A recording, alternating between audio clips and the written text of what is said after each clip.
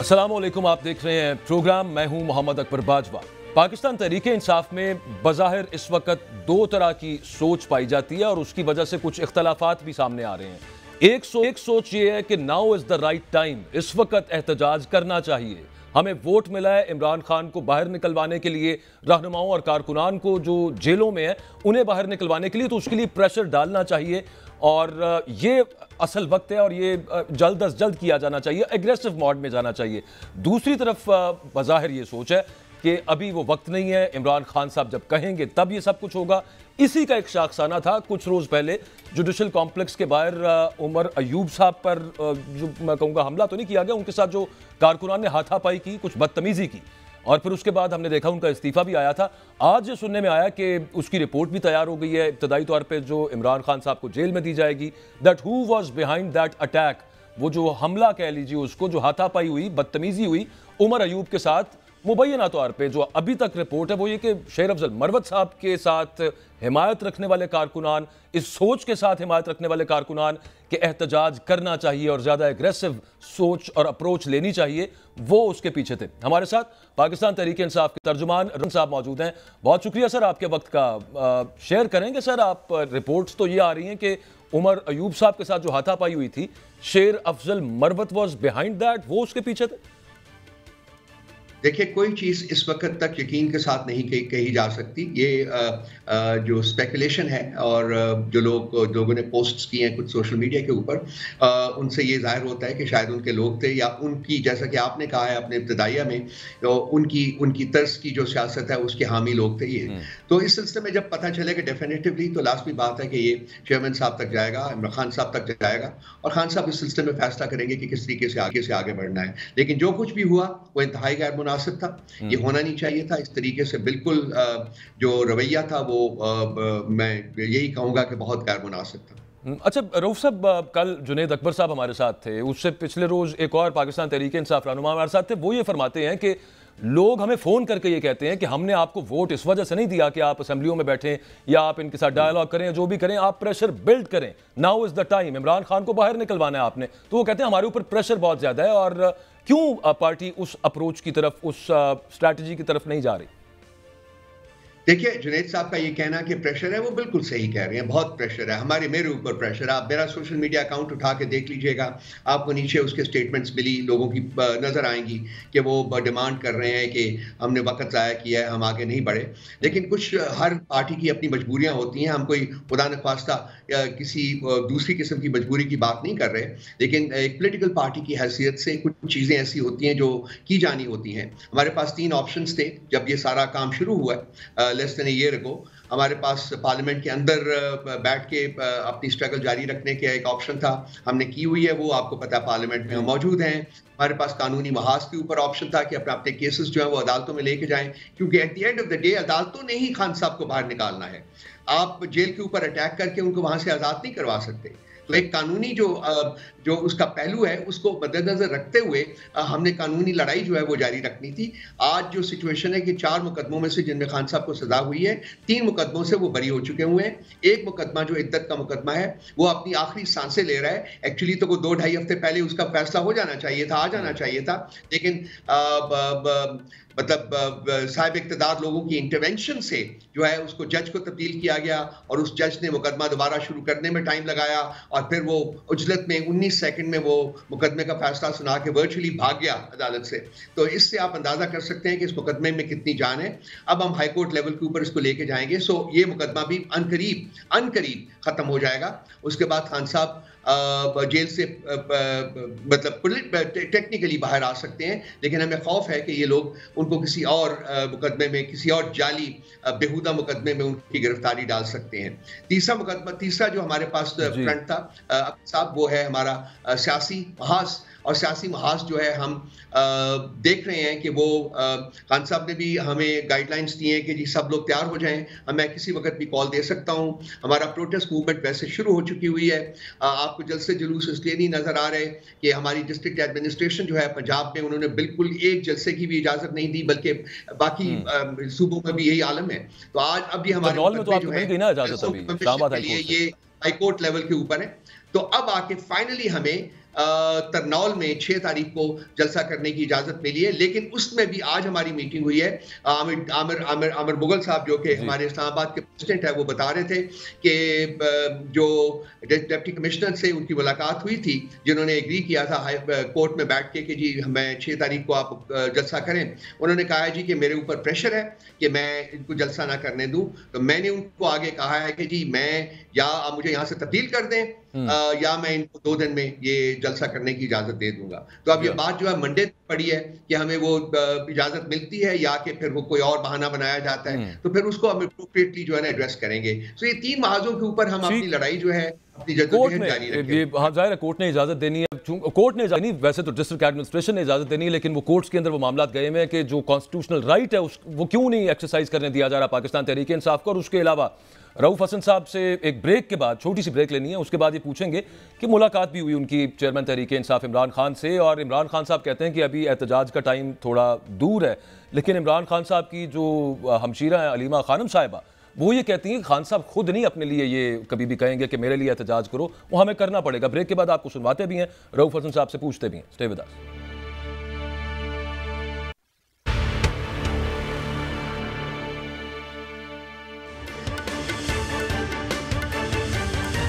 Welcome back. कुछ रोज़ पहले पाकिस्तान तहरीक इंसाफ की सीनियर क़यादत की एक ऑनलाइन एक जूम मीटिंग थी गालिबन, उसमें अलीमा खान साहबा क्या फरमा रही थी, ज़रा देखिए। जी रऊफ हसन साहब, ये जो अलीमा खानम साहबा कह रही हैं कि इमरान खान साहब अपने लिए कॉल नहीं देंगे, हमें खुद will have to take a step. Khan साहब की आपसे मुलाकात भी हुई है, क्या समझते हैं मतलब in between all these two stances, इन दोनों स्टांस के दरमियान क्या डिसाइड होगा आगे? जो अलीमा खान साहबा कह रही हैं क्या वो दुरुस्त है? देखिए, अलीमा खान साहबा जो कह रही हैं वो अपनी जगह दुरुस्त इसलिए है कि जी लाजमी बात है, ये प्रोटेस्ट मूवमेंट तो पार्टी ने ही शुरू करनी है ना। खान साहब की हम कॉल का तो इंतजार नहीं कर सकते ना अनलिमिटेड टाइम के साथ। लेकिन ये बात भी अपनी जगह हकीकत है कि खान साहब ने पिछली 3-4 मीटिंग्स में जो मेरे साथ भी हुई हैं, ये लास्ट मीटिंग भी उन्होंने कहा है कि सबको कहो कि तैयारी पकड़ लें, तैयारी रखें। उन्होंने कहा है कि सब लोग बाहर आ जाएं, जो छुपे भी हुए हैं वो भी बाहर आ जाएं, क्योंकि मैं किसी वक्त भी कॉल दे सकता हूं। ये उन्होंने खुद फरमाया है, मैंने सुना है, बाकी लोगों ने भी जो मीटिंग्स अटेंड किया उन्होंने सुना है।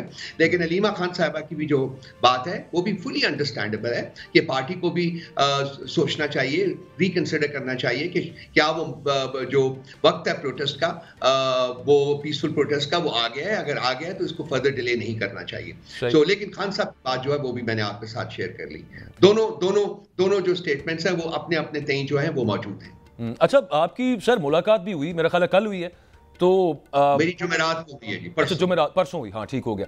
आप ये फरमाइएगा सर कि आपकी जमात के कुछ ऐसे लीडरान जो छोड़ गए थे पार्टी, वो आजकल उसमें मेरा ख्याल है कि वो हदफ तनकीद पे सबसे ऊपर उन्होंने आपको रखा हुआ है। इनके हवाले से खान साहब ने कोई बात की for about taking them back into the party, या क्या आगे इस पे तहरीक इंसाफ का लायामल होगा? ये अकबर साहब जब जुमेरात को मैं मीटिंग से आया था तो ये उस मीटिंग में डिस्कस हुआ था, और मैंने आके खान साहब का जो डिसीजन था वो कन्वे कर दिया था। मैंने 2-3 प्रोग्राम्स में बैठ के वो ये है कि जी हम इनसे किसी किस्म की कोई एंगेजमेंट नहीं करेंगे, क्योंकि ये इन्होंने पार्टी को उस वक्त छोड़ा था जब पार्टी को सब लोगों की जरूरत थी। तो हम किसी किस्म का एंगेजमेंट इन लोगों के साथ करने के लिए तैयार नहीं करेंगे। उनकी इंस्ट्रक्शंस हैं उसके मुताबिक हम आगे चल रहे हैं। मतलब अभी नहीं करेंगे या आगे भी नहीं करेंगे? इमरान खान साहब क्या कह रहे हैं? उन्होंने फरमाया है कि किसी किस्म की कोई एंगेजमेंट नहीं करेंगे। बाकी हमारी अंडरस्टैंडिंग है कि अगर किसी के साथ को करना भी होगा तो वो जब आएंगे खुद बाहर निकलेंगे इंशाअल्लाह ताला अनकरीब, तो वो उसके बाद अगर कोई उन्होंने फैसला इस सिलसिले में मजीद करना होगा तो वो उन्हीं के पास प्रेरोगेटिव है, वही इसका फैसला करेंगे। तो आपने मतलब कुछ नाम तो बताए होंगे ना कि so and so are taking jibes at, वो हमले कर रहे हैं नाम ले लेके, और किन कौन कौन लोग कर रहे हैं, उस पर मतलब रिएक्शन क्या था इमरान खान साहब का? वो आगाह हैं जी, बिल्कुल मतलब स्ट्रॉन्ग डिसलाइक का इजहार किया था उन्होंने, और उन्होंने कहा था कि हम लोगों के साथ कोई एंगेजमेंट नहीं करेंगे, बिल्कुल किसी किस्म की एंगेजमेंट नहीं करेंगे। और जैसे वो फवाद चौधरी साहब कहते हैं कि ये जो करंट लीडरशिप है इनको मामला सही चलाने नहीं आते, ना ये उस तरह से बातचीत कर सकते हैं, ना ये मैसेज कन्वे कर सकते हैं, ना ये एहतजाज उस तरह से करवा सकते हैं, तो उस पर खान साहब इस हवाले से समझते हैं कि मतलब उनका पूरा एतमाद है, इसका मतलब है आपके ऊपर और बाकी जो इस वक्त लीड कर रहे हैं पाकिस्तान तहरीक इंसाफ को, कि बिल्कुल ठीक इसी तरह से ही चलेंगे? अकबर साहब, मैं मुनासिब नहीं सकता कि इसे ऐसे इंडिविजुअल्स के कमेंट्स को रिस्पॉन्ड करूं जो कि भगौड़ों के कॉन्टेक्स्ट में आते हैं और वो पार्टी छोड़ चुके हुए हैं, जो पार्टी में मौजूद नहीं है, उनका कोई राइट नहीं है कि वो पार्टी के मामलात में इस तरीके से अमल दखल करें। ये एक पार्ट है, लेकिन ये जो एक जिस भगौड़े का नाम आपने लिया है, जरा इसका जरा ट्रैक रिकॉर्ड देखिए कि कहाँ कहाँ जाया गया है, किस किस पॉलिटिकल पार्टी में गया और किस किस लीडर के बैक में इसने छुरा घोंपा है। और उसके बाद मैं उससे ज्यादा कुछ नहीं कहना चाहता। I would not like to degrade myself no talking about him any further. बिल्कुल ठीक है। अच्छा, एक चीज सर, और वो ये है कि आपकी पार्टी के लोग फिर अगेन आयलकोट जुनैद अकबर साहब, शानदाना गुलजार साहिबा, वो कहते हैं कि हमारी मुलाकात नहीं करने देते जो आपकी बात करते हैं, या शिबली फराज साहब की बात करते हैं, या उमर अयूब या गौहर खान साहब की। और वो कहते हैं कि मतलब अंदर से जो डिसीजन आते हैं हमें कैसे पता चलेगा कि वो वही होते हैं जो अंदर से खान साहब देते हैं, जो बाहर आके बताए जाते हैं। मुलाकात अगर बाकियों की भी हो जाए तो उसमें कोई मुजायका होगा? शानदाना गुलजार साहबा की मुलाकात उनसे 2 हफ्ते पहले हुई है। उस मुलाकात में मैं भी था। आपको पता है, मैं हर थर्सडे को उनसे मुलाकात करता हूं। खान साहब की इंस्ट्रक्शंस हैं कि रऊफ ने हर मुलाकात में आना है। हमारे पास 6 लोग होते हैं जिनको हम ले जा सकते हैं, ठीक है, once a week sir, for 30 minutes only. उसमें हम पूरी कोशिश करते हैं कि ज़्यादा से ज़्यादा लोगों को लेके जाएं। अब हमने उसमें 2 MNAs भी हर हफ्ते को ले जाने की का जो ट्रेडिशन है वो डाली है।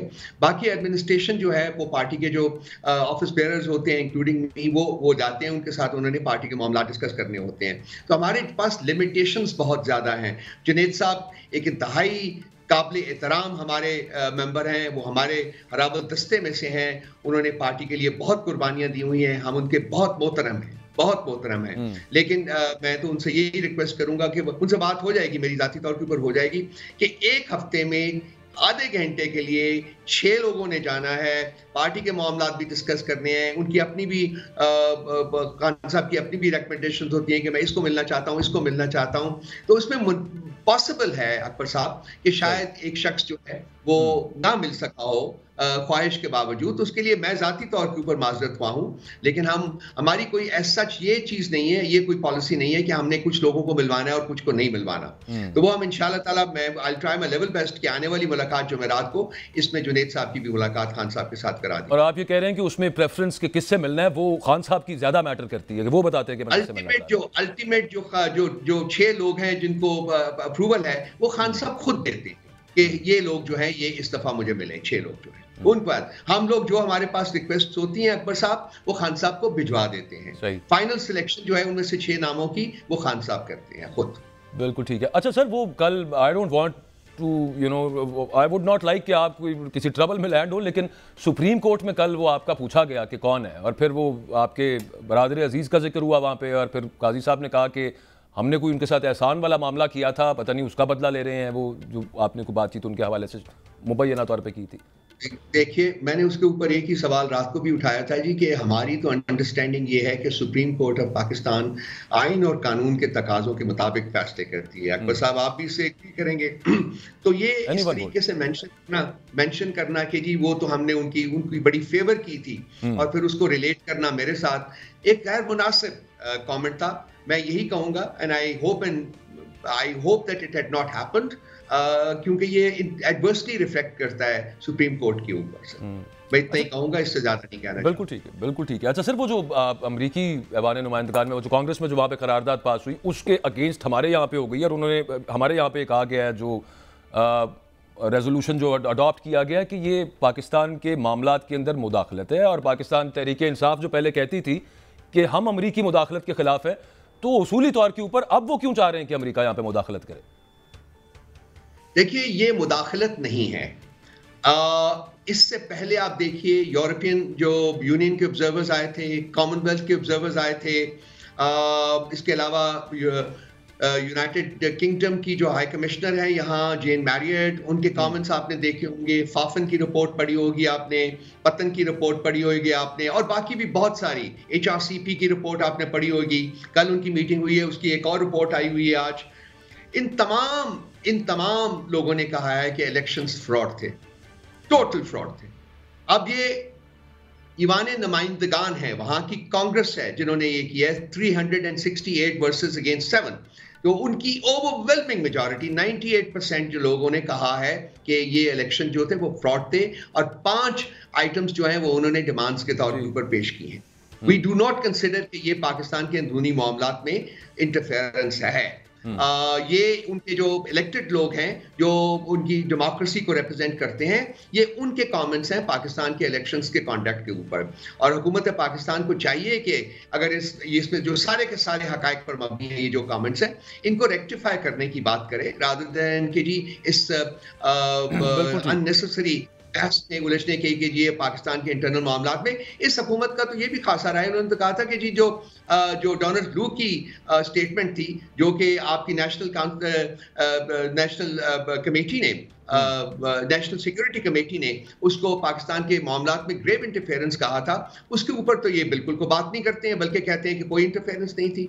और अब जबकि ईवान नुमाइंदगान ने इतनी ओवरवेलमिंग मेजॉरिटी से पाकिस्तान के इलेक्शंस के बारे में एक अपना कमेंट शाया किया है, तो उसको रेक्टिफाई करें, उन मामलात को रेक्टिफाई करें, चौराया हुआ मैंडेट वापस करें और घर जाके बैठें, आराम करें। और लास्टली सर, मुझे पता है आपकी कमिटमेंट है, बस सिर्फ एक सवाल, वो इंटरसेप्ट में इमरान खान साहब का एक मजमून छपा है, उसमें एक खुफिया माहिदे का भी जिक्र हुआ है। मैं इतना ही कहूँगा, ये खान साहब ने खुद लिखवाया, डिक्टेट करवाया आप ही के थ्रू, या पार्टी के जो लीडर्स मिले होंगे उनके थ्रू ये बात आई है बाहर? ये मैंने उस इंटरसेप्ट का देखा, सुना है कि जी आया, मैं अभी टाइम नहीं मिला उसको देख पाया, लेकिन मेरा उसके साथ कोई मतलब कोई डायरेक्ट लिंक नहीं है, किसी किस्म का कोई डायरेक्ट लिंक नहीं है जी। बिल्कुल ठीक है, थैंक यू वेरी मच, बहुत शुक्रिया रऊफ हसन साहब, आपने अपना कीमती वक्त हमें दिया। ब्रेक लेते हैं जी, छोटी सी ब्रेक से वापस आएंगे तो बात करेंगे आज सुप्रीम कोर्ट में जो पिछली समाअत का फैसला था उस पर एक इजाफी नोट जस्टिस अतर मिनल्ला ने लिखवाया है, और उसमें कहा गया कि मुबैना धांधली की दरखास्तें जो है उनको भी इसी केस के साथ मुकर्रर करने का उन्होंने कहा है। ये बाइंडिंग तो नहीं है, अब ये इस पर बेंच इसको टेकअप करेगा तो इसका कोई इंपैक्ट होगा, लेकिन बहरहाल इलेक्शन कमीशन से ये पूछा जाना कि आप बताइए कि आपने सुप्रीम कोर्ट के 13 जनवरी के फैसले की गलत तशरीह करके एक सियासी जमात को इलेक्शन से आउट कर दिया, करोड़ों वोटर्स को आपने डिसइनफ्रेंचाइज कैसे कर दिया, ये इलेक्शन कमीशन बताए, और इसका जो स्कोप है वो इंक्विजिटोरियल होगा, यानी कि बारे सबूत इलेक्शन कमीशन वो अपने आप को इसमें से क्लियर करे। इस पर बात करेंगे, हमारे साथ सुप्रीम कोर्ट के रिपोर्टर्स मौजूद होंगे एक ब्रेक के बाद। Stay with us.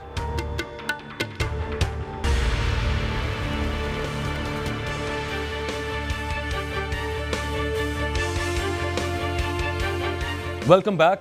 Court matters कुछ डिस्कस करेंगे, सुप्रीम कोर्ट और हाई कोर्ट्स में भी आज बड़े अहम फैसले हुए हैं। वसीम मलिक साहब हमारे साथ मौजूद हैं, सुप्रीम कोर्ट कवर करते हैं, और इदरीस अब्बासी साहब हमारे साथ हैं, इस्लामाबाद हाई कोर्ट को कवर करते हैं।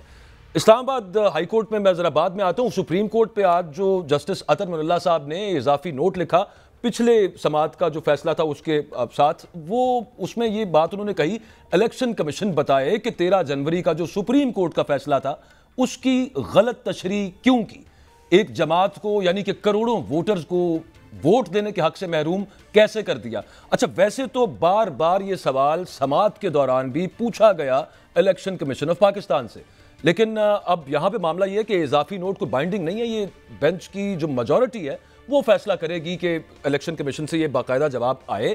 और दूसरा मैटर के जो मुबैना धांधली की दरखास्तें हैं, क्या उनको भी इसी केस के साथ सुना जाए या ना सुना जाए, तो ये बेंच की मेजॉरिटी किस करवट बैठती है वो देखना होगा। वसीम साहब ये बताइएगा कि काजी फायज ईसा साहब ने खुद सबसे पहले ये बात समाअत के दौरान की कि मेरे फैसले की इंटरप्रिटेशन गलत की गई, आपको क्या लगता है? बाकी मैं आप जजेस का आपसे पूछता हूं कि आप कहां पे वोट हो सकता है टेकअप करने के हवाले से। ये जो काजी अतर मिनल्ला साहब ने जो सजेशन दी है, काजी साहब का अपना वोट कहां पे होगा, क्योंकि वो खुद कह चुके हैं कि मेरे फैसले की इंटरप्रिटेशन गलत हुई है।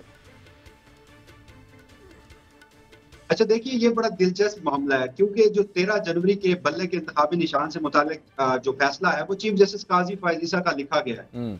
अब इस फैसले की दुरुस्त तशरीह क्या है, इसके लिए तो चीफ जस्टिस काजी फायज ईसा ही जो इस वक्त समाज में अगर बताएं कि दुरुस्त तशरीह क्या होती है। मगर मैं दिलचस्प बात आपके सामने रखता हूँ कि इसी फुल कोर्ट की समाअत के दौरान चीफ जस्टिस काजी फायज ईसा अपने 13 जनवरी के फैसले को अपनी ऑब्जर्वेशन की सूरत में दो सूरतों में इंटरप्रेट कर चुके हैं, और दोनों ही एक दूसरे का तजाद है।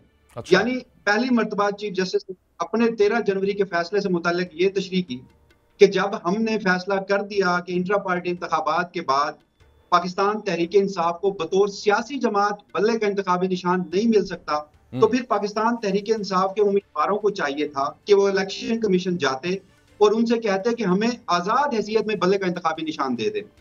और चीफ जस्टिस वहां पर कहते हैं कि उन्हें एतमाद और यकीन है कि इलेक्शन कमीशन तमाम उम्मीदवारों को बल्ले का इंतखाबी निशान आजाद हैसियत में दे देता।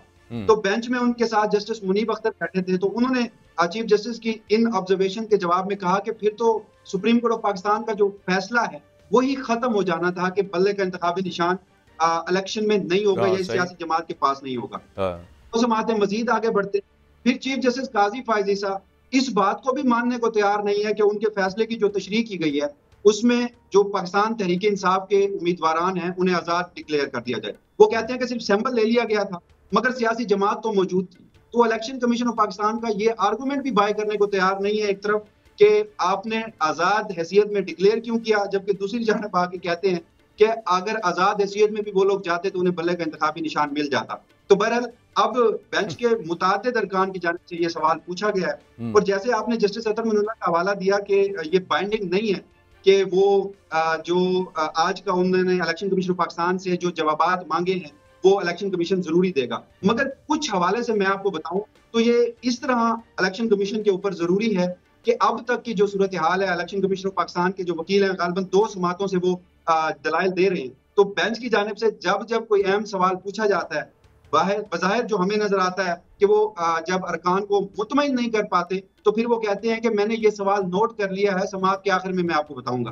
तो अब तक जितने सवाल नोट हो चुके हैं तो वही जस्टिस अतर मिनुल्लाह ने अपने इजाफी नोट में भी लिखे हैं। तो इलेक्शन कमीशन ऑफ पाकिस्तान को चाहते ना चाहते इन सवालों के जवाब तो देना पड़ेंगे। और वो 187 वाला मामला भी है ना कंप्लीट जस्टिस के हवाले से, वो वाला आ गया तो फिर तो ये मैटर अगर जब तक ये सॉल्व नहीं होगा बाकी कैसे होगा। अच्छा, ये वैसे जज साहिबान बहुत सारे वो कर्टसी दिखा रहे हैं, मुझे ऐसे महसूस होता है यूं देख के चीफ जस्टिस साहब के साथ इंटरप्रिटेशन गलत की गई है 13 जनवरी वाले फैसले की।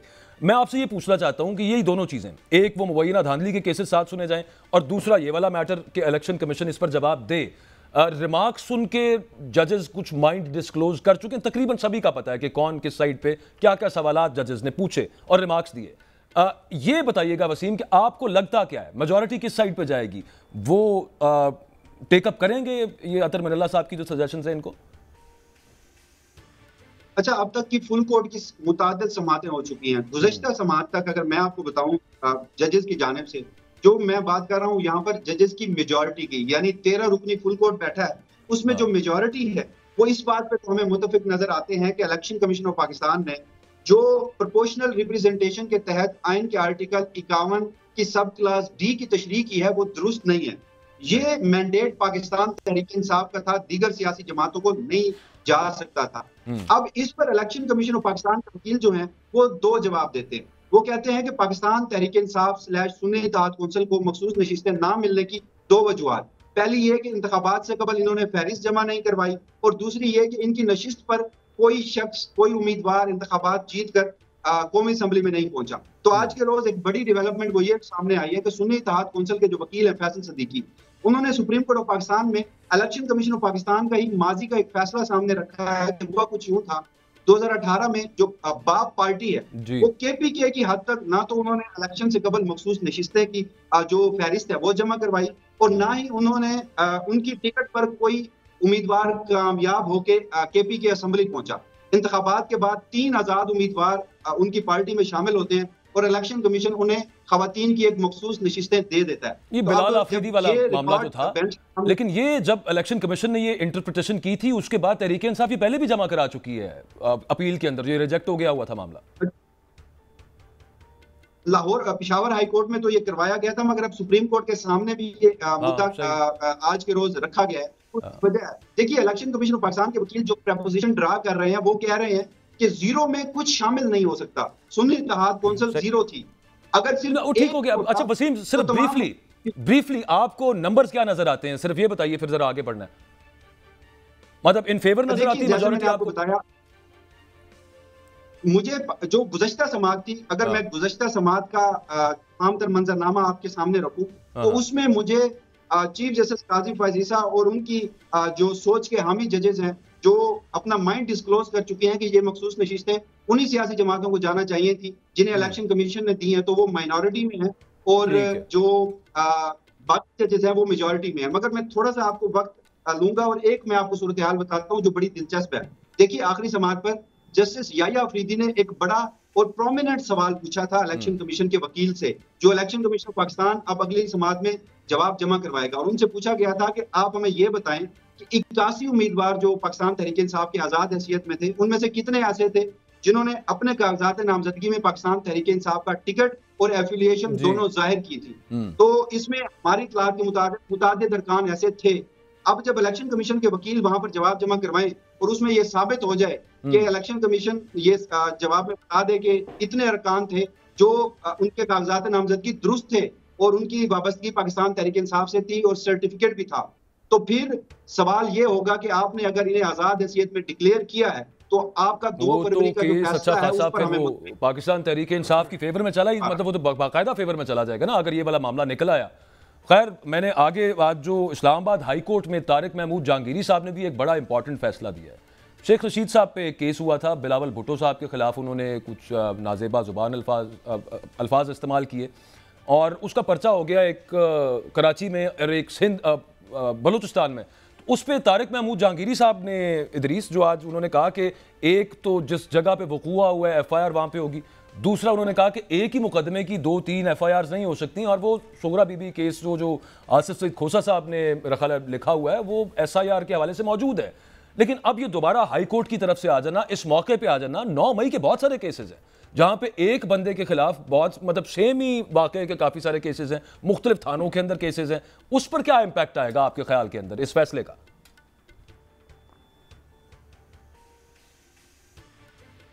बहुत शुक्रिया अकबर। देखें इस फैसले का इम्पैक्ट एक तरह से देखें जो यहाँ पर एक आपको याद होगा कि जावेद लतीफ़ और मरियम औरंगज़ेब के ऊपर भी एक ही वाक़यात के ऊपर इस्लामाबाद, लाहौर और मुख्तलिफ मकामात पर मुकदमे दर्ज हुए थे। एक ही प्रेस कॉन्फ्रेंस थी जिस पर उनके ऊपर दर्ज हुए थे।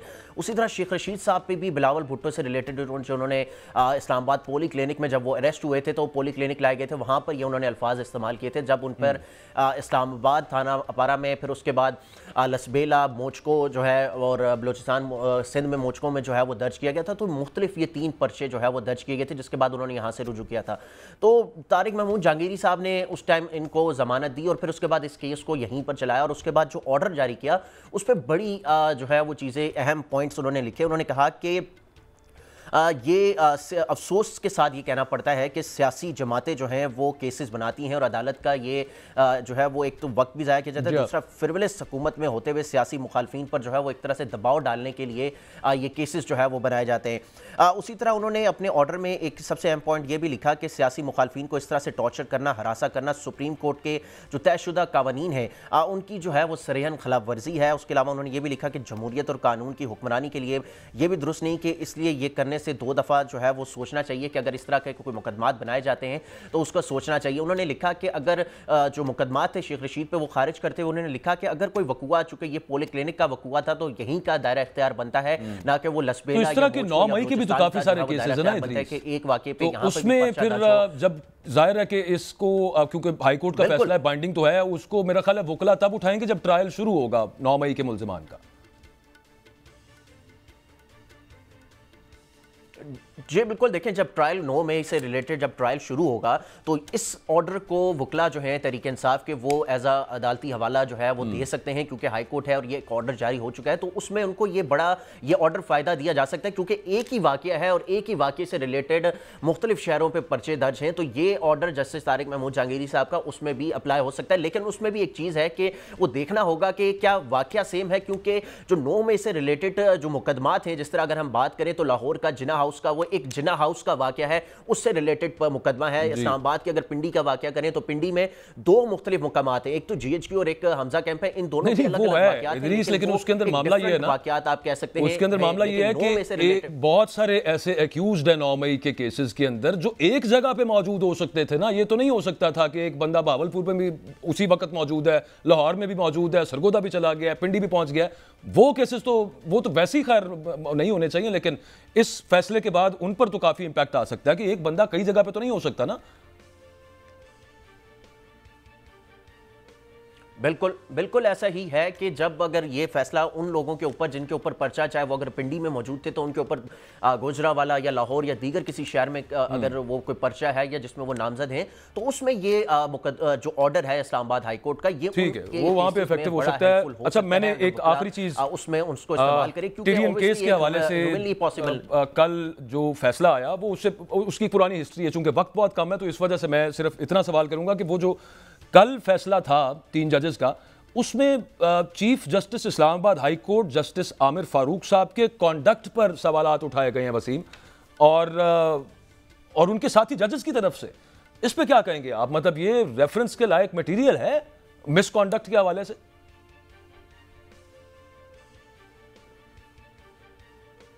वसीम, आपसे पूछ रहा हूं।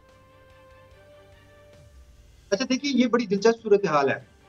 हम अगर देखें तो ये मामला सिर्फ इस खत से या जो टेरियन वाइट केस है उस तक नहीं रहता।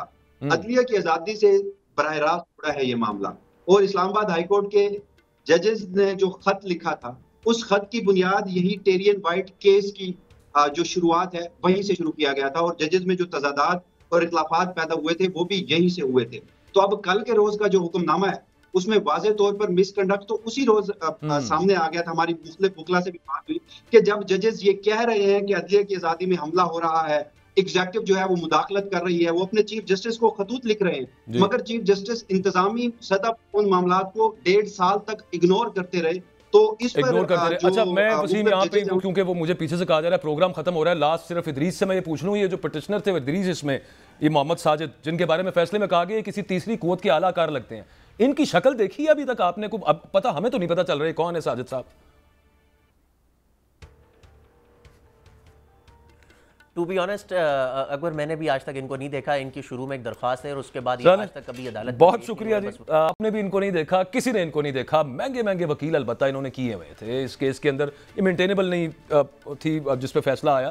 खैर, गुफ्तगू आपने सुनी। वसीम आपका भी और इदरीस आपका भी बहुत शुक्रिया। आपसे इंशाल्लाह मुलाकात होगी कल। इजाजत दें, अल्लाह।